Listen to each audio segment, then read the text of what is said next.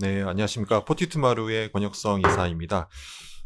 앞서 뭐 많은 얘기를 들으셨을 것 같은데요. 저는 실제 LLM이나 이제 생성형 AI 그리고 결국에는 이제 이런 활동들이 정보를 찾는다는 입장에서 이제 바라봐야 되는데 그런 정보를 찾는다는 입장에서 AI 기술을 어떻게 활용해서 저희가 이제 주요 고객들한테 빠른 검색 결과들, 정보를 탐색해서 필요한 정보만 추출해서 주는 이런 활동들을 어떻게 해오고 있는지를 뭐 간단히 좀 말씀드리는 그런 시간을 갖도록 하겠습니다.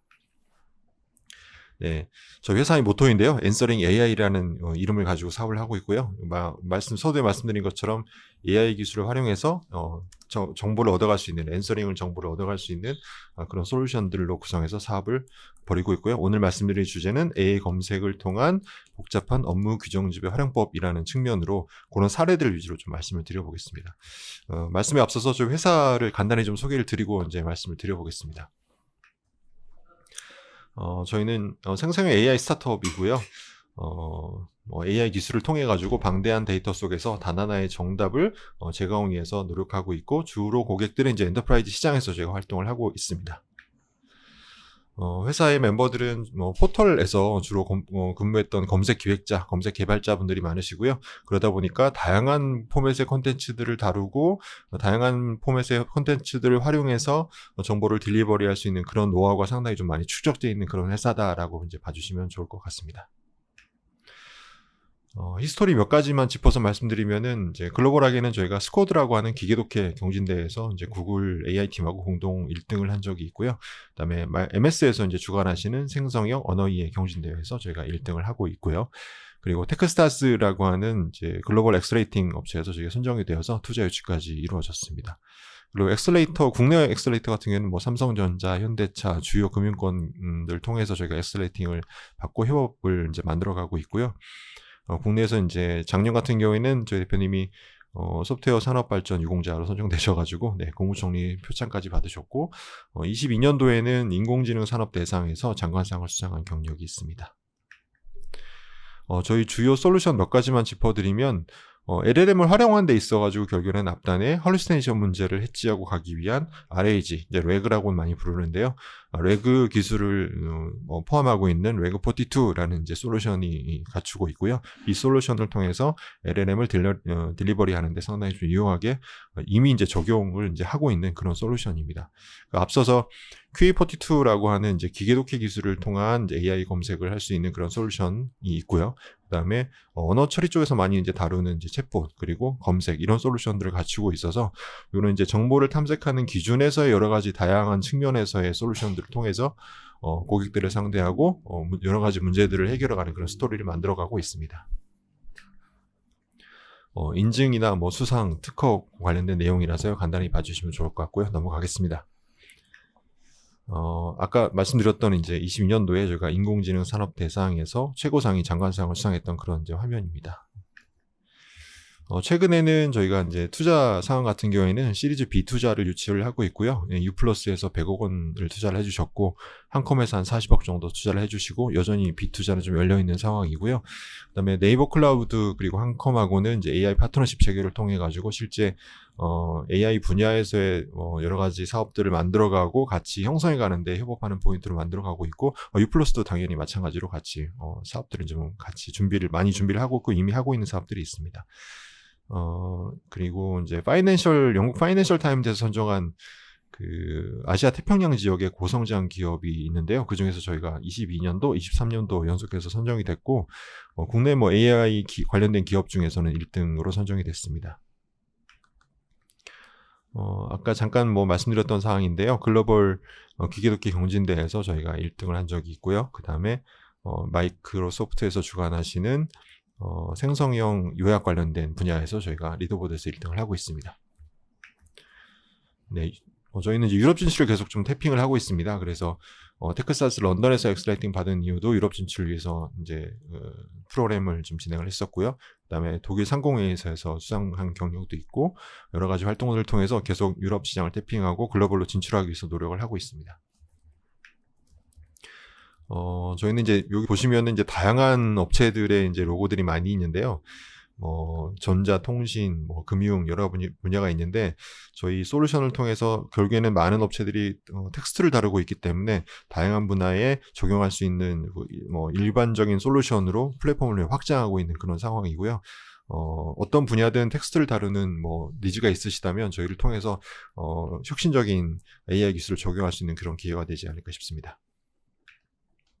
본론으로 넘어가서 좀 말씀을 드려보겠습니다.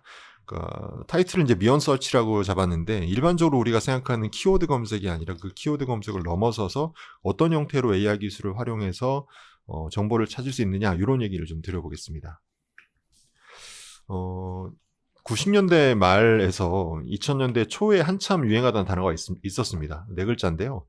지식경영이라는 단어가 한참 유행한 적이 있었습니다. 그러면서 이제는 다들 아시는 내용이죠. 그러니까 기업 내에 여러 가지 지식 자원들을 활용해서 그 누적된 지식을 바탕으로 해서 구성원들이 같이 지식을 쉐어하고 회사에 이제 벌어지는 다양한 일들을 이제 감당할 수 있는 그런 역할로서 더 수월하게 빠르게 지식을 습득해야지만 공동의 태스크를 달성할 수 있지 않겠느냐 이런 차원에서 이제 그 단어가 그때 유행했고 지금은 너무나 익숙해진 단어고 기업마다 이제 그 당시에 도입하셨던 게 KMS라는 이제 도구를 많이 도입하셨어요. 날리지 매니지먼트 시스템이죠.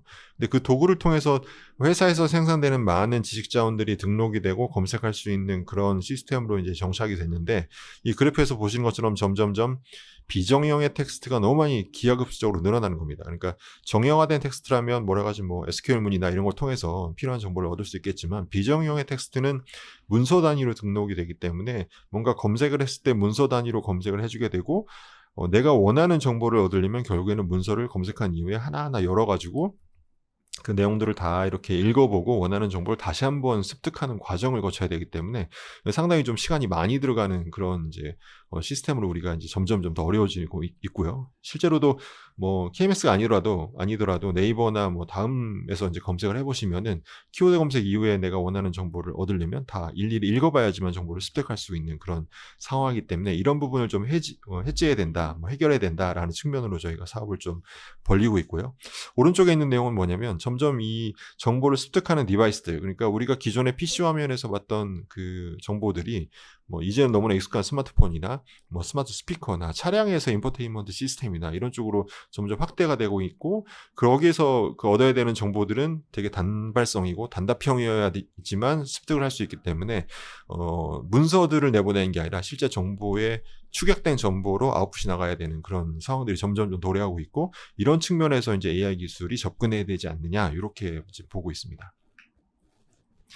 이건 이제 정보를 탐색하는 과정에서의 스텝을 제가 좀 이제 그려본 건데요. 맨 왼쪽은 이제 우리가 그동안 많이 사용했던 키워드 검색 영역입니다. 그러니까 잠실, 출발, 인천공항, 버스 요금 이렇게 검색을 하면 누구나 아시는 것처럼 저 키워드가 포함되어 있는 여러 가지 정보, 블로그든 뉴스든 찾아오게 되고 거기에서 실제로 버스 요금이 얼마인지를 눈으로 읽어가지고 해당 그 버스 요금 정보를 습득해야 되는 그런 과정을 거치게 되죠. 근데 이 가운데 있는 녀석은 저희가 이제 금융권에 많이 사업을 해드린 건데 잠실에서 인천공항 가는 버스 요금 얼마냐 이렇게 물어보면 해당 문서에 녹아있는 버스 요금이 예를 들어 15,000원이다. 그러면 15,000원이라는 정보 자체를 아예 끄집어내서 눈앞에 제시해주는 이런 형태로 저희가 사업을 하고 있고요.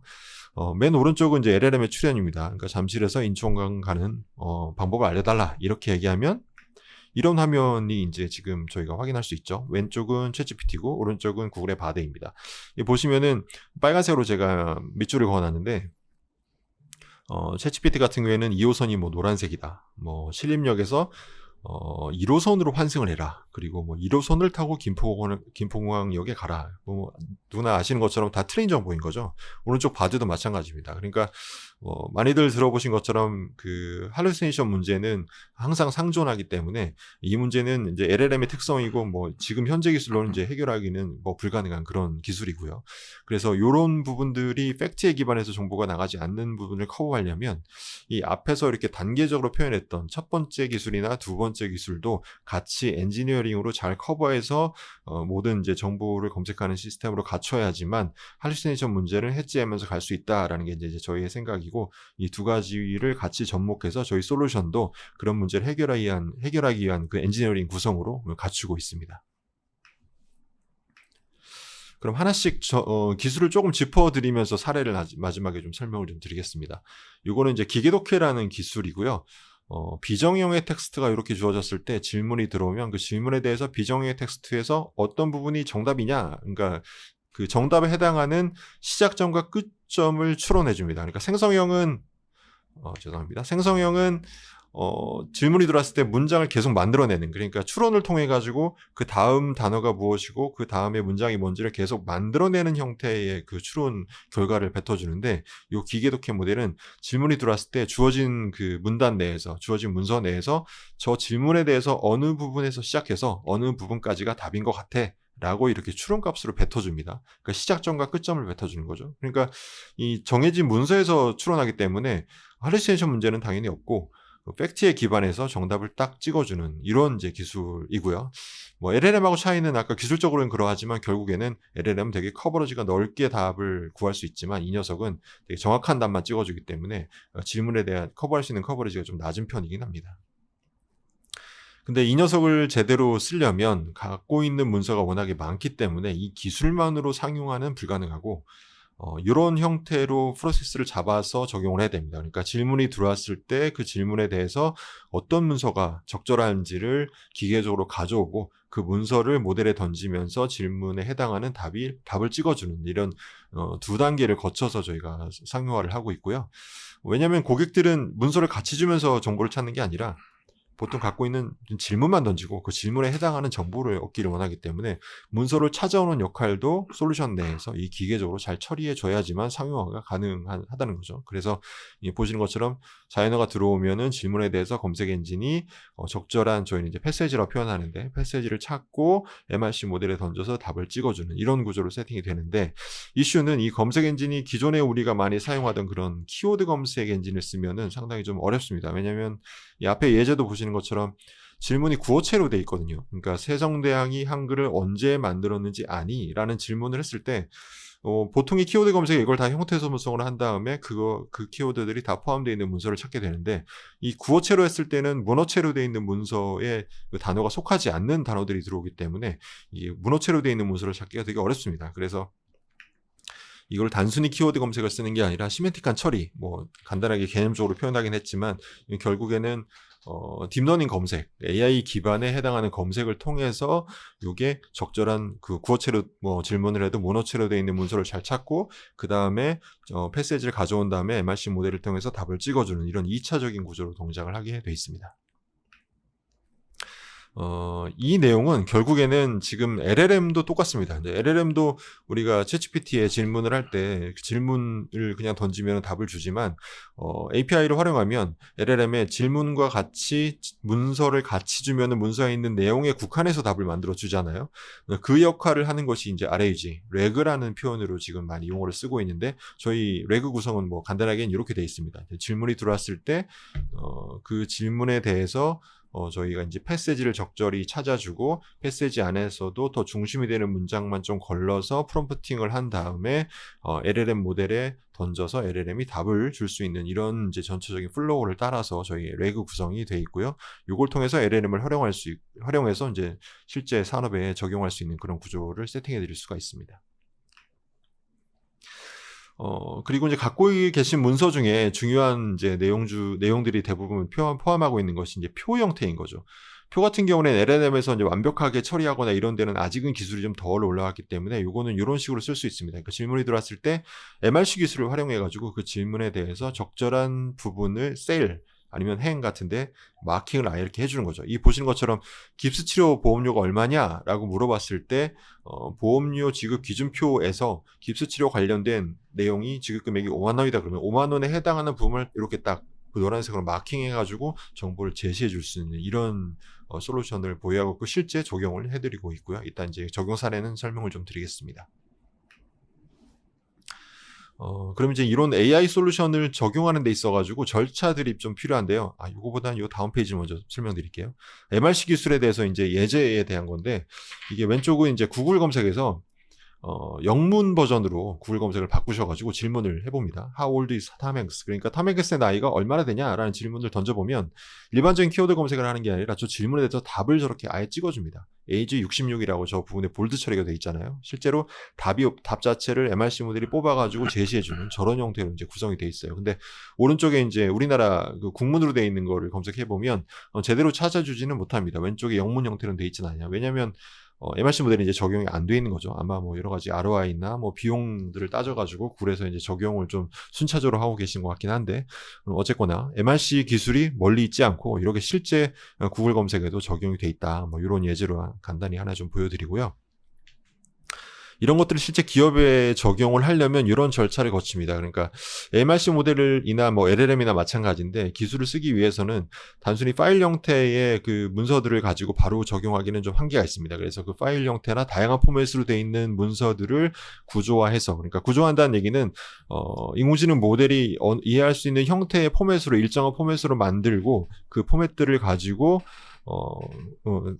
대상이 되는 이제 문서에 세팅을 하고요. 그리고 두 번째는 이제 해당이 원하시는 질문들이 어떤 것들이 있는지, 그 질문에 대해서 어떤 형태의 답을 받기를 원하시는지를 어느 정도 대략 학습 데이터를 만들어서 모델링에 포함해서 학습을 시켜야지만 완성이 되고요. 그런 과정을 거친 다음에 이제 모델 튜닝해서 적용하는 이런 과정을 거치게 되는데, 이 부분에서 1, 2, 3 제가 표현하긴 했지만 가장 이제 시간이 많이 들어가고 리소스가 좀 부담이 되는 부분은 1번입니다. 그러니까 갖고 계시는 문서의 포맷이나 형태가 다 제각각이기 때문에 완제품의 솔루션으로 이걸 완성하기가 상당히 좀 난해한 부분이 있습니다. 그래서 갖고 계시는 형태나 그 형태에 따라서 좀 커스터마이징 해서 적용을 해야 되기 때문에 다소 인건비가 소요되고 그런 이제 시간들이 좀 들어가는 그런 과정이고요. 특정 저희가 경험했던 특정 프로젝트에는 이 부분이 거의 반 이상을 차지하는 그런 과도하게 좀 그 구조화가 필요로 하는 그런 그런 프로젝트들도 좀 몇 개 있었습니다. 아까 보여드린 내용이고, 그래서 이건 뭐냐면 이제 1번 그 ETL이라고 하는 부분을 좀 해결하기 위해서 저희 솔루션 내에서 좀 제공하는 기능인데요. 그 문서를 PDF나 한글이나 모드나 이런 문서들을 인풋을 하면은 이 보시는 것처럼 이렇게 자동으로 쭉 패세지를 쪼갭니다. 그러니까 특정한 문단이나 표는 표대로 이렇게 쪼개가지고 RAG나 그 패세지 서치에서 쓸 수 있는 형태로 만들고, 질문이 들어왔을 때 이런 녀석들 중에 해당하는 내용을 뽑아가지고 레그가 모델에 던져주는 그런 이제 구조를 쓸 수 있도록 세팅이 되어 있는 거죠. 근데 이제 문서가 되게 특별하거나 포맷이 좀 특별한 경우에는 이렇게 정갈하게 뽑지는 못하고 좀 약간 뒤죽박죽이 되기 때문에 그런 부분들은 커스터마이징을 통해서 자동화하거나 이런 과정들을 거치고 있습니다.